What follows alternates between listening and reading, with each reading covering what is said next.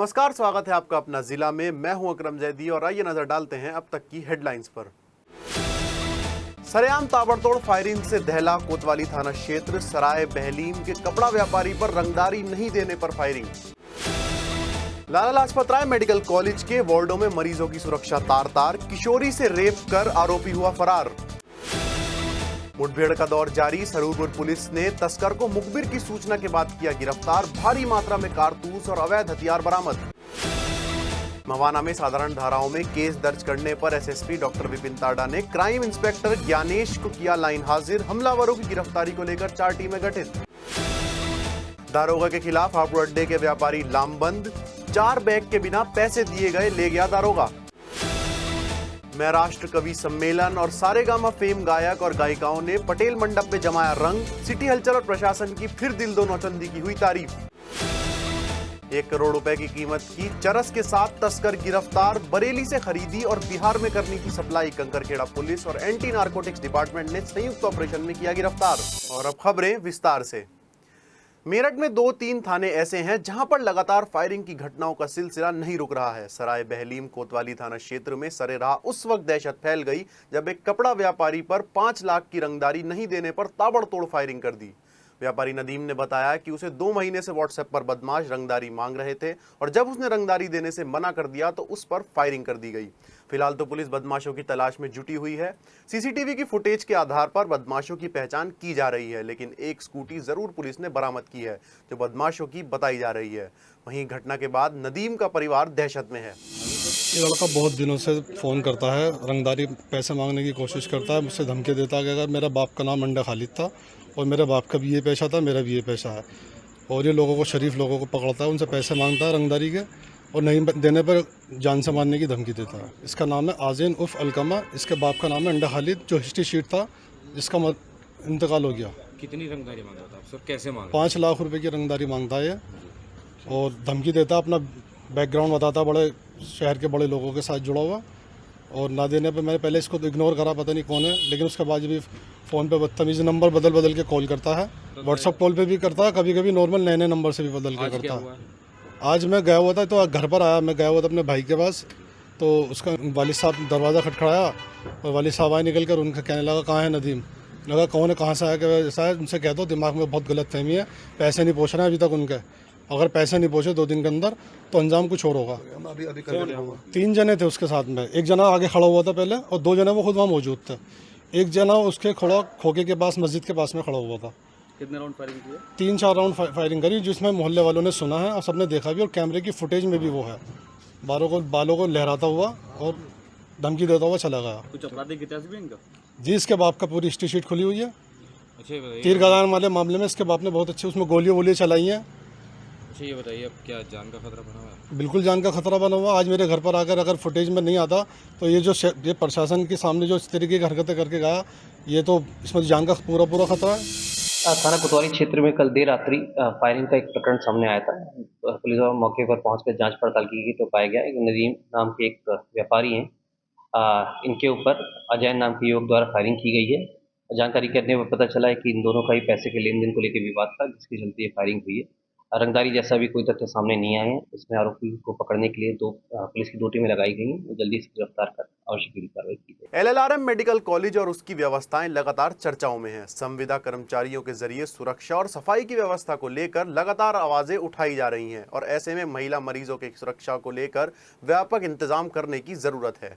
वैसे तो पूरा एलएलआरएम मेडिकल कॉलेज सीसीटीवी की जद में है, लेकिन ऑर्थो डिपार्टमेंट में एक किशोरी के साथ उत्तराखंड के तीमारदार ने न केवल रेप की घटना को अंजाम दिया बल्कि आराम से भी फरार हो गया। घटना की जानकारी रेप पीड़िता किशोरी की मां ने पुलिस को दी। रेप पीड़िता की मां के अनुसार उसकी बेटी ऑर्थो डिपार्टमेंट में टेढ़े पैर के इलाज के लिए भर्ती कराई गई थी और उस डिपार्टमेंट में उत्तराखंड से आए हुए मोहित का इलाज भी चल रहा था। मोहित के भाई रोहित ने इंचौली थाना क्षेत्र के गांव की किशोरी के बाथरूम में जाने के बाद पकड़ लिया और उसका मुंह भींचकर उसके साथ दुराचार किया और जान से मारने की धमकी दी। घटना का पता उस वक्त चला जब किशोरी की मां किशोरी को नहला रही थी और उसे शक हुआ। किशोरी ने पूरी घटना अपनी मां को बताई, जिसके बाद रोहित के खिलाफ दुष्कर्म और पॉक्सो एक्ट में मुकदमा दर्ज कराया गया है। एसपी सिटी ने बताया कि रोहित की गिरफ्तारी के लिए उत्तराखंड एक टीम भेज दी गई है और अभी मात्र 5 दिन पहले यानी कि 18 जून को मेडिकल कॉलेज में सहारनपुर का कैदी मुशाहिद पुलिस सुरक्षा के बावजूद फरार होने में कामयाब रहा था और पुलिस और मेडिकल प्रशासन ने इस केस को दबा दिया था। मेडिकल क्षेत्र में मेडिकल कॉलेज पड़ता है, यहाँ पे ऑर्थो वार्ड के सेक्शन में एक 13 साल की बच्ची के साथ दुष्कर्म का मामला सामने आया है। इसमें परिजनों द्वारा दुष्कर्म की तहरीर दी गई, जिसके आधार पर सुसंगत धाराओं में मुकदमा पंजीकृत कर लिया गया है। तो जो आरोपी रोहित है, सन ऑफ यशपाल है, उसे पुलिस द्वारा गिरफ्तार कर लिया गया है। ये काशीपुर उत्तराखंड का रहने वाला है। इससे पूछताछ जारी है। जो पीड़िता है उसका मेडिकल परीक्षण कराकर आवश्यक कार्रवाई की जा रही है। सीटीएल पर चल रही सीसीटीवी की फुटेज में आप देख रहे हैं कि किस तरीके से एक वर्दी वाला एक एक करके 4 बैग उठाता है और आराम से दुकान से निकल जाता है। घटना 10 जून को भगत सिंह मार्केट की सिंगल रेडीमेड गारमेंट की दुकान की बताई जा रही है। घटना 10 जून की है और बैग चोरी करके ले जाने वाले टीएसआई का नाम सुमित वशिष्ठ बताया जा रहा है। दुकान के मालिक सीताराम सिंगल ने जब चोरी की घटना के बारे में टीएसआई को बताया तो टीएसआई ने चोरी के बैग तो वापस कर दिए, लेकिन उसके बाद टीएसआई ने अपने ही तरीके से दुकानदार से बदला लेना शुरू कर दिया। शिकायत एसपी ट्रैफिक से की गई तो बात दबा दी गई। थक हार कर टीएसआई की दबंगई की शिकायत एसएसपी से की गई तो एसएसपी ने जांच CO civil line Abhishek Tiwari को सौंपी। टीएसआई सुमित घटना के बाद से लगातार दुकान पर आने वाले ग्राहकों का चालान कर रहे थे और उन्हें धमका रहे थे। जब कोई कार्रवाई नहीं हुई तो व्यापारी नेता अंकुर गोयल ने भाजपा नेता कमलदत्त शर्मा से शिकायत की और वीडियो दिखाई, जिसके बाद सीओ की रिपोर्ट और वीडियो देखकर एसएसपी ने एसपी ट्रैफिक को कार्रवाई करने का आदेश दिया, जिसके बाद टीएसआई सुमित को निलंबित कर दिया गया। और अभी की वीडियो चेक करा दो, राउंड लगाते हुए हंसते हुए हमारे से देखते हुए अभी जैसे एक जाने वाली बात हो वो कर रहे हैं। अमरनाथ यात्रा सेवा समिति के द्वारा पूरे शहर में बाबा बर्फानी की भव्य शोभा यात्रा निकाली गई और अमरनाथ के लिए पहला सेवा दल रवाना हुआ। अमरनाथ यात्रा सेवा समिति हर साल की भांति इस साल भी शेषनाग पर लगाने वाले कैंप के लिए खाद्य सामग्री भेजती है। रविवार को 5 ट्रक बालटाल के लिए रवाना हो गए। इन ट्रकों को अगरनाथ शिव मंदिर से रवाना किया गया। लोगों ने जगह जगह शोभा यात्रा का स्वागत किया। अलग अलग झांकियों में प्रमुख देवी देवताओं में शिव परिवार और भगवान शिव से जुड़ी झांकियां लोगों के बीच विशेष आकर्षण का केंद्र बनी हुई थी। शोभा यात्रा के दौरान भगवान शिव के भजनों पर सभी श्रद्धालु जमकर नाचे। इस शोभा यात्रा में प्रसाद का भी विशेष वितरण किया गया। आज हमारी समिति द्वारा अमरनाथ भंडारा ले जाने से पूर्व एक शोभा यात्रा B10 मंडलपुरम दिल्ली रोड में निकाली जा रही है, जो शाम को रात को विभिन्न मार्गों से होते हुए बेगमपुर लालगंज सदर बाजार होते हुए अमरनाथ मंदिर पर विराम लेगी। इसी क्रम में 24 तारीख को हमारा यहाँ से भंडारा अमरनाथ जी के लिए रवाना होगा, जो शेषनाग पर 3 जुलाई से अमरनाथ यात्रा शुरू होने पर अपनी सेवाएं देगा, जो निर्गत 9 अगस्त तक चलेगा। यह यात्रा 38 दिन की है, जिसमें हमारे सेवादार 51 दिन अपनी सेवा देने 17 दिन के 3 ग्रुपों में जा रहे हैं। मवाना में दुकानदारों के साथ दबंगई करने वाले इंस्पेक्टर क्राइम और दरोगा को भारी पड़ गया है। शुक्रवार की घटना में शुएब ने दुकानदार जितेंद्र के साथ मारपीट की और उसे जान से मारने की धमकी दी। शिकायत होने पर पुलिस ने मामूली धाराओं में चालान कर दिया, जिसमें आरोपी को जमानत मिल गई। जिसके बाद भाजपा युवा मोर्चा के कार्यकर्ताओं को पता चला तो इंस्पेक्टर क्राइम से मिले और मामूली क्यों केस दर्ज किया गया तो इंस्पेक्टर ने कहा कि अपराध से संबंधित धाराओं में ही केस दर्ज किया गया है। इसके बाद व्यापारियों ने हंगामा किया, जिसके बाद जांच सीओ को सौंप दी गई। जिसके बाद सीओ ने एसएसपी और सीओ देहात को रिपोर्ट भेजी, जिसमें सीओ की रिपोर्ट के आधार पर इंस्पेक्टर क्राइम को लाइन हाजिर कर दिया गया, जबकि दारोगा के खिलाफ जांच बैठा दी गई है। मवाना में ट्रांसपोर्ट यूनियन द्वारा मेरठ रोड स्थित राज रोड लाइंस पर राहगीरों को हलवे का प्रसाद वितरित किया गया। राज रोड लाइंस के ओनर राजू पंजाबी ने बताया कि कई दिनों से भीषण गर्मी पड़ रही है, जिससे हाल बेहाल हुआ है। बरसात कराने की प्रार्थना को लेकर ट्रांसपोर्ट यूनियन के ड्राइवरों व ट्रांसपोर्टरों ने चंदा इकट्ठा कर राहगीरों को हलवे का प्रसाद बांटा। मवाना में शाइन चैरिटेबल ब्लड बैंक द्वारा बस स्टैंड पर रक्तदान शिविर का आयोजन किया गया। रक्तदान शिविर में लोगों ने बढ़ चढ़कर प्रतिभाग लिया और सुबह 10 बजे से ही रक्तदाताओं की भीड़ लगी रही। शाइन चैरिटेबल ब्लड बैंक द्वारा मवाना में तीसरी बार रक्तदान शिविर लगाया गया। शिविर में रक्तदान करने वाले रक्तदाताओं को ट्रस्ट की तरफ से एक हेलमेट भी दिया गया। दिल्ली के सफदरजंग अस्पताल में सोमवार सुबह बिजली लाइनमैन मुनेश उर्फ मुन्ना की मौत हो गई। मुन्ना की मौत की सूचना मिलने पर उसके पूरे परिवार में कोहराम मच गया। बताया जा रहा है कि मुन्ना उर्फ मुनेश कंकरखेड़ा सरदना रोड स्थित बिजली घर पर संविदा लाइनमैन के रूप में तैनात था। जो 16 जून को कंकरखेड़ा जिटौली के जंगल में खंबे पर चढ़कर काम कर रहा था। आरोप है कि इस दौरान बिजली घर में तैनात एसएसओ की लापरवाही के कारण मुन्ना करंट की चपेट में आकर गंभीर रूप से घायल हो गया, जिसे इलाज के लिए दिल्ली सफदरजंग अस्पताल में भर्ती कराया गया, लेकिन उपचार के दौरान उसकी मौत हो गई। वहीं मुनेश की मौत के बाद परिजन कंकरखेड़ा थाने पहुंचे और एसएसओ के खिलाफ मुकदमा दर्ज कराने की मांग की। रविवार को मवाना में 16 जून को देव जाटा नामक युवक की दबंगों ने पिटाई कर दी। इस घटना के बाद राष्ट्रीय लोकदल के राष्ट्रीय सचिव प्रबोध कुमार अपने समर्थकों संग पीड़ित देव जाटव के घर पहुंचे और देव जाटव के परिजनों को हर संभव मदद करने का आश्वासन दिया। पूज्य बाबा साहब अमर रहे, अमर रहे, अमर रहे, बाबा साहब अमर रहे, अमर रहे। अवैध असला बनाकर बेचने वाले तस्कर अमन को मवाना पुलिस ने दबोच लिया। दरअसल पुलिस ने मुखबिर की सूचना पर हथियार तस्कर अमन के घर पर छापा मारा तो अपनी डेयरी में छुपा हुआ अमन पुलिस को नजर आया। पुलिस को देखते ही अमन और उसके पिता हशमत भागने का प्रयास करने लगे, लेकिन इस दौरान अमन पुलिस की गिरफ्त में आ गया, जबकि उसका पिता अंधेरे का फायदा उठाकर भाग निकला। हथियार तस्कर अमन के निशानदेही पर सरूरपुर मार्ग पर जब हथियारों की बरामद करने के लिए अमन को ले जाया जा रहा था तो अमन अचानक पुलिस की गिरफ्त से छूट गया और झाड़ियों में रखे तमंचे से पुलिस पर हमला बोल दिया। वहीं पुलिस ने अपनी रक्षा के लिए जवाबी कार्रवाई की तो एक गोली अमन के पैर में लग गई और वह घायल हो गया। पुलिस ने अमन के कब्जे से एक तमंचा, खोखा और जिंदा कारतूस बरामद किया है। थाना क्षेत्र सरूरपुर के हर्रा कस्बे के निवासी अमन और उसके पिता हशमत के विषय में सूचना प्राप्त हुई थी कि ये लोग अवैध असलहों की तस्करी को अंजाम देते हैं। इस आज की सटीक सूचना पे देर शाम अमन को गिरफ्तार किया गया और अमन के पास से, अमन के घर से एक 32 बोर की पिस्टल, मैगजीन, कुछ कारतूस, एक देशी बंदूक 12 बोर वाली उसके कारतूस और एक अद्धी देसी बंदूक 12 बोर और कारतूस वगैरह बरामद किया गया। पूछताछ में अमन ने जोड़ी प्याऊ से सरूरपुर वाली रोड पे खंडार के पास कुछ और असलहों के छिपाए होने की बात बताई। रिकवरी के लिए जब इसे ले जाया गया तो इसने वहां छिपाए गए तमंचे से अचानक पुलिस की टीम पे फायर कर दिया। जवाबी सेल्फ डिफेंस की पुलिस की फायरिंग में अमन घायल हुआ है, जिसे प्राथमिक उपचार के लिए अस्पताल भेजा गया है। इसके पास से वहां से भी एक तमंचा 315 बोर का और कुछ कारतूस वगैरह बरामद हुआ है।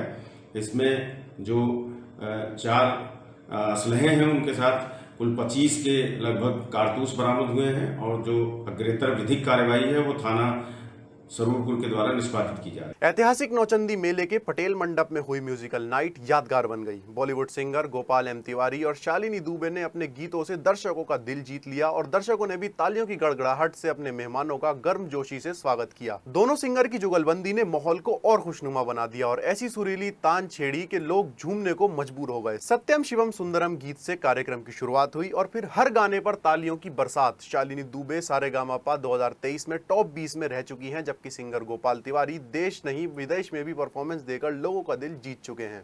अपर नगर आयुक्त लवी त्रिपाठी और नौचंदी मेला समिति के सदस्यों ने दोनों सिंगर को मोमेंटो देकर सम्मानित किया। वहीं पटेल मंडप में महाराष्ट्र कवि सम्मेलन में कवियों ने अपने कटाक्ष और व्यंग्यों से मौजूद व्यवस्थाओं और हालातों पर तंज कसे। कार्यक्रम की शुरुआत दीप जलाकर की गई। कवियों ने कभी हंसी से गुदगुदाया तो कभी गंभीर कविताओं से सोचने के लिए मजबूर कर दिया। कभी कुर्सी निशाने पर रही तो कभी प्यार और खुशबू की मिठास बिखेरी। देशभक्ति की भी बयार बही। कहते हैं ना, कवि समाज का आईना होते हैं। कवियों ने आईना दिखाने में कोई कसर नहीं छोड़ी। कवि डॉक्टर हरिओम पवार, डॉक्टर रामगोपाल भारतीय, सुल्तान सिंह सुल्तान, कोमल रस्तोगी, सुमनेश सुमन और डॉक्टर ईश्वर चंद्र गंभीर ने ऐसा समा बांध दिया कि हर कविता पर तालियों की बारिश हो रही थी। इस महाराष्ट्र कवि सम्मेलन का गवाह बनने के लिए पटेल मंडप में बड़ी संख्या में लोग पहुंचे थे और सभी ने मिलकर इस शाम को यादगार बनाया।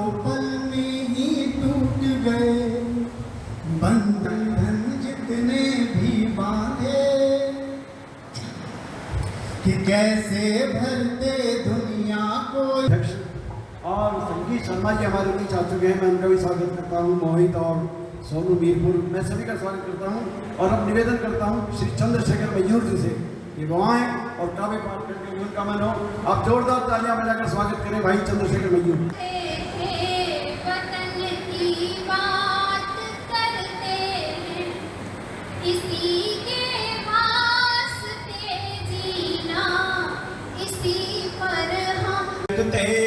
हमारा दिल परेशान है, हम आंखें नम नहीं रख पता था रास्ते में है नुकीले शूल के जंगल,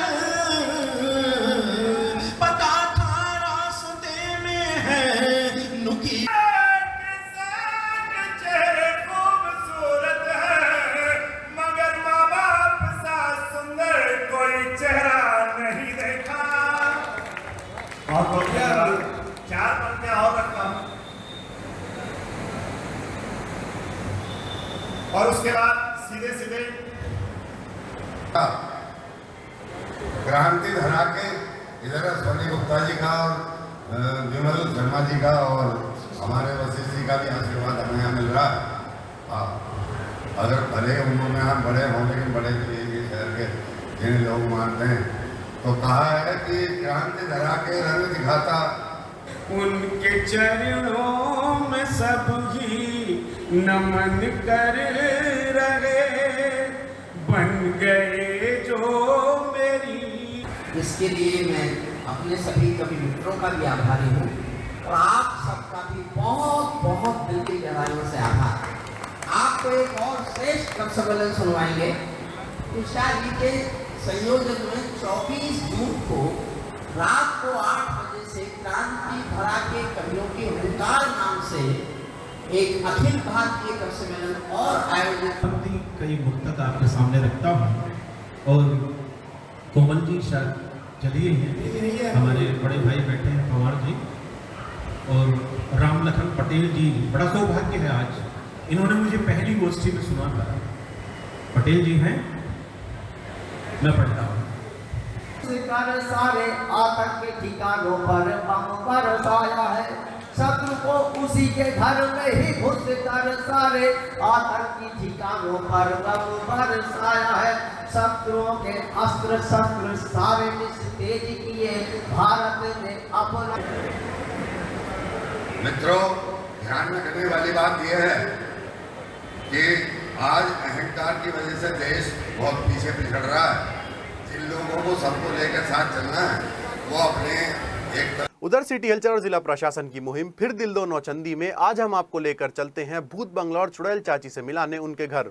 यदि आप कमजोर दिल के हैं तो हम आपको सलाह देते हैं कि आप आगरा वाली चुड़ैल चाची से ना मिलें, और अगर आप भूतों से डरते हैं तो आप अपने बड़ों के साथ भूत बंगले में जाएं, क्योंकि स्टीरियोफोनिक साउंड और टेक्नोलॉजी भूत बंगला एक ऐसा माहौल तैयार कर रही है कि आप डर जाएंगे, आपकी चीखें निकल जाएंगी और आप जल्द से भूत बंगले से बाहर निकलना चाहेंगे। लेकिन हमारा आपसे दावा है कि आप दोबारा से इस रोमांच को देखने भूत बंगला जरूर जाएंगे। और हाँ, आगरा की चुड़ैल चाची से जरूर मिलना, तो आपको डरावनी फिल्मों जैसी फीलिंग जरूर आएंगी। सिटी हलचल फिर आपसे अपील करता है कि भूत बंगला और चुड़ैल चाची से मिलने अपने रिस्क पर जाएं, और हमारा दावा है कि आप दोनों को देखकर बाहर आकर अपनी बहादुरी पर गर्व करेंगे। आगरा से पहली बार दुकान लगाई है? नहीं, हमारे ये दूसरी बार है। क्या लगाया? ये भूत बंगला है, चुड़ैल चाची, ये सामने देख रहे हो आप, ये चुड़ैल चाची मतलब कि हॉन्टेड हाउस है। इसके अंदर जाओगे बहुत डर लगता है। मेरे पब्लिक लोग बार बेहोश हो जाते हैं जब आते ना अंदर से डरावने से लोग। हाँ जी, फॉर्म क्या आना पड़ेगा? हाँ जी, हाँ जी, बिल्कुल। क्या है, क्या कुछ अंदर है? अंदर इसके अंदर मशीनें हैं, लड़के बने हुए हैं, डायन है। अगर चुड़ैल चाची भी इसके अंदर एक डायन है, और ऐसे घूम के आना होता है। मशीनें लग रही हैं इसके अंदर, डरावना है। कमजोर दिल वाले ना इसमें? कमजोर दिल के वाले तो बहुत कम आए, वैसे तो चल जाता है, नॉर्मली है। हाँ, डर बहुत लगता है इंसानों को। लोग बार बेहोश हो जाता है, हमें पानी रखना पड़ता है। एडवेंचर से भरपूर है, पूरा भरपूर है। वहीं पटेल मंडप में सांस्कृतिक कार्यक्रमों का सिलसिला जारी है। मेरठ के स्कूल कॉलेजों की छात्राएं एक से बढ़कर एक परफॉर्मेंस दे रही हैं। ज्ञान भारती इंस्टीट्यूट ऑफ मैनेजमेंट की छात्राओं ने एक से बढ़कर एक प्रस्तुति देकर कार्यक्रम में 4 चांद लगा दिए। इंस्टीट्यूट की प्रिंसिपल तान्या सिंह और नौचंदी मेला समिति के सदस्य सरबजीत कपूर ने दीप जलाकर कार्यक्रम का शुभारंभ किया। ज्ञान भारती इंस्टीट्यूट ऑफ मैनेजमेंट की छात्राओं ने देशभक्ति से आत्मप्रोत कार्यक्रम पेश कर खूब तालियां बटोरी। नगर निगम की तरफ से छात्राओं को प्रमाण पत्र देकर सम्मानित भी किया गया। हम यहाँ पर आज एक छोटा सा नुक्कड़ नाटक लेकर आए थे अपनी बालिकाओं के साथ, समाज के लिए एक संदेश के साथ कि हमारी बेटियाँ इस समाज में, इस देश में सुरक्षित तभी हो सकती हैं जब हम अपने बेटों को शिक्षित करें, अपने बेटों को ये समझाएं कि बेटे और बेटी में कोई फर्क नहीं है, और बेटों को बेटियों की रक्षा करनी चाहिए, ना कि उनका संहार या उनका पूर्ण करना चाहिए। आज पटेल मंडप में आके कैसा लगा? पटेल मंडप में आके आज नौचंदी में अच्छा, पटेल मंडप वालों ने मेरठ मंडल वालों ने हमें यहाँ पर इनवाइट किया, हमें बुलाया, उसके लिए हम बहुत बहुत आभारी हैं इनके। हमें ये अवसर प्रदान किया कि हम यहाँ पर आकर अपने बच्चों के साथ एक मंचन। हमारे प्रिंसिपल सर और हमारी मैम ने हमें बहुत प्रैक्टिस कराई और हमने एक ऐसा मैसेज दिया है कि जैसे कि गर्ल्स की सेफ्टी के लिए कि आजकल का माहौल कैसा है, तो सभी जैसे लड़कियों को कैसे अपनी सुरक्षा खुद ही करनी पड़ेगी। हम हर जगह अपने पेरेंट्स को नहीं ले जा सकते, अपने भाइयों को नहीं लेके जा सकते, तो इसलिए हमें अपने आप को खुद मजबूत करना होगा जिससे हम उन चीज़ों का सामना खुद कर सकें और होशियारी से और समझदारी से कर सकें। नौचंदी मेले में हर बार ये इस कार्यक्रम का आयोजन किया जाता है। इस बार भी हमारे कॉलेज को इन्विटेशन गया यहाँ के प्रिय प्राप्त की तरफ से, तो हमारे बच्चे यहाँ पर आए, बहुत अच्छा मैसेज, बहुत अच्छा परफॉर्मेंस दिया। यहाँ के अतिथियों को भी हमारे बच्चों का परफॉर्मेंस बहुत अच्छा लगा। और हमारे बच्चे हैं जो कल्चरल एक्टिविटी का कल्चरल प्रोग्राम करने के लिए आए हैं पटेल मंडप में, जिन बच्चों ने देशभक्ति का और एक अच्छा मैसेज दिया कि लड़कियों का, कि लड़के समाज में कैसे शिक्षा के क्षेत्र में कि कैसे बच्चे रहते हैं, लड़कियों को क्या तकलीफ होती है समाज में, उसके बारे में उन्होंने बहुत अच्छा यहाँ पे एक मैसेज दिया समाज को। कंकरखेड़ा थाना पुलिस और एंटी नारकोटिक्स डिपार्टमेंट को जॉइंट ऑपरेशन में बड़ी सफलता हाथ लगी है। टीम ने 1 करोड़ रुपए कीमत की चरस के साथ तस्कर सतेंद्र को गिरफ्तार किया है। उसके कब्जे से करीब 10 किलो चरस बरामद की गई है। पूछताछ से पता चला कि सतेंद्र इस चरस को बरेली से खरीद कर लाया था और बिहार में इसकी सप्लाई की जानी थी। सतेंद्र मूल रूप से मेरठ के ही पावली गाँव का रहने वाला है और आयुर्वेद की दवाओं का भी उसका काम है। लंबे समय से वह चरस की तस्करी कर रहा था और बिहार में इस चरस की सप्लाई भी कर रहा था। कंकरखेड़ा थाना पुलिस और एंटी नारकोटिक्स डिपार्टमेंट को मुखबिर से सूचना मिली थी कि मेरठ में एक गोदाम पर बड़ी मात्रा में चरस रखी हुई है। इस पर संयुक्त टीम ने छापा मारा तो सूचना सही निकली। पुलिस को सतेंद्र से पूछताछ में उन लोगों के नाम भी पता चले जो बड़े पैमाने पर चरस बेच और खरीद रहे हैं। एसपी सिटी आयुष विक्रम सिंह का कहना है कि सतेंद्र लंबे समय से चरस की तस्करी कर रहा था और जो 10 किलो चरस इससे बरामद की गई है उसकी कीमत करीब 1 करोड़ रुपए है। मेरठ के किटौर में राधना पुलिस चौकी का एसएसपी डॉक्टर विपिन ताड़ा ने फीता काटकर उद्घाटन किया। इस चौकी के खुल जाने का आम लोगों को भी काफी फायदा होगा। थाने जाने के बजाय लोग चौकी पर ही अपनी शिकायत यहां भी दर्ज करा सकेंगे। दरअसल कानून व्यवस्था को और बेहतर बनाने के लिए लगातार मेरठ के कई थानों में पुलिस चौकियां खोली जा रही हैं। किटौर के माचरा और शाहजहांपुर में भी कुछ वक्त पहले पुलिस चौकी का उद्घाटन हो चुका है। एसएसपी डॉक्टर विपिन ताड़ा ने कहा कि पूरी ईमानदारी और कर्तव्य निष्ठा से पुलिसकर्मी काम करें। इस मौके पर किठौर चेयरमैन सलमान मुनकाद, ब्लॉक प्रमुख परिष्कृत ब्रह्म सिंह, सीओ किठौर प्रमोद कुमार, इंस्पेक्टर ब्रजेश कुमार पांडे भी मौजूद रहे। जानीपुर थाना क्षेत्र के एक गांव में एक 8 वर्षीय सौतेली बहन के साथ भाई द्वारा दुष्कर्म करने के आरोपी को पुलिस ने गिरफ्तार कर जेल भेज दिया है।